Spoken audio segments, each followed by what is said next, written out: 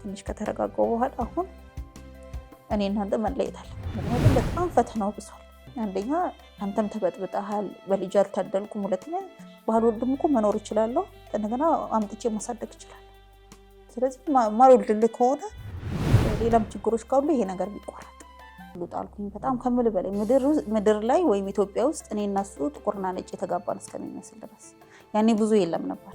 እኛ በተጋባንበት ሰዓት ጠርጎኝ በቃ ልጅሽ አለ ሲለኝ እንደዛ የደከመኝ ሰው አሳዩ። እሱ እየጠረገኝ ያለ ማደንዘዣ እኔ ስለ ልጄ ነው የማስበው። በቃ ዘንድሮ ፈጣሪ ከኔ ጋር ነው ማለት ነው ምናምን ተነስቼ ማሞት። ሌሎችም የሞቱ ልጆች አሉ።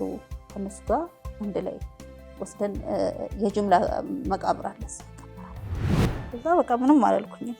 እዛም ያለው ነገር ሲብስ ወደ ቤቴ ብመጣ ይሻላል። ይሄ ወደ ቤቴ ተመለስኩ። እዛ ባይ እንደዛ ምሮጥላቸው ጓደኞቼ አንድ ሰው መጥቶ